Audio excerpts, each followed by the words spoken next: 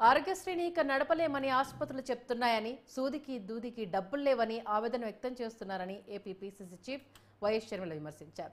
ఆసుపత్రులకు 3,000 కోట్ల రూపాయల బకాయిలు పెండింగ్లో ఉన్నాయని, పెండింగ్ బిల్లులు చెల్లించక ఆసుపత్రులు అల్టిమేటం ఇచ్చాయని అన్నారు. ఆరోగ్యశ్రీ నిలిపివేయడంపై కూటమి ప్రభుత్వం తక్షణం స్పందించాలని షర్మిల డిమాండ్ చేశారు. వైసీపీ ఎంపీలు కూడా ఎన్డీఏలోనే ఉన్నారు. అందరూ కలిస్తే 25 మంది ఎంపీలు. బీజేపీ పార్టీ మన ఎంపీలను వాడుకుంటుంది. మరి ఇలాంటప్పుడు మనకేం చేస్తున్నారు వాళ్ళు? మనకు కనీసం ఆరోగ్యశ్రీకి కూడా బిల్లులు ఇచ్చుకోలేని స్థితిలో మనం ఉన్నాము. ఉంటే ఎన్డీఏ ప్రభుత్వం ఏం చేస్తుందో చంద్రబాబు గారు, బీజేపీ పార్టీ సమాధానం చెప్పాలి. మళ్ళీ చెప్తున్నాం, ఆరోగ్యశ్రీ పథకం అన్నది అద్భుతమైన పథకం.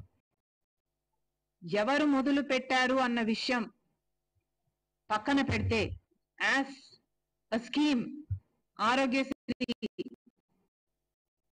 Is an excellent scheme.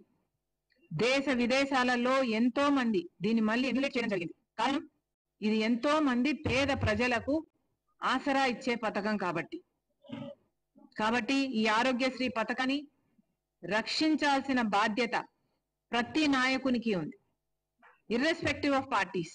ఎవరు అధికారంలోకి వచ్చినా కూడా.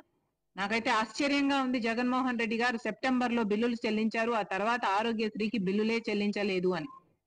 అసలు ఆరోగ్యశ్రీకే కాదు, ఫీజు రీయింబర్స్మెంట్ కూడా బకాయిలు ఉన్నాయి.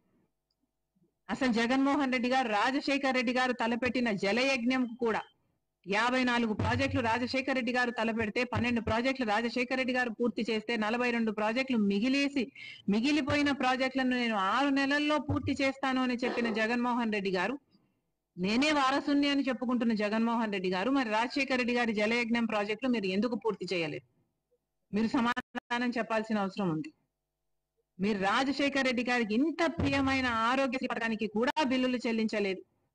జగన్మోహన్ రెడ్డి గారి విషయం పక్కన పెడితే, ఇప్పుడు చంద్రబాబు గారు ముఖ్యమంత్రిగా ఉన్నారు.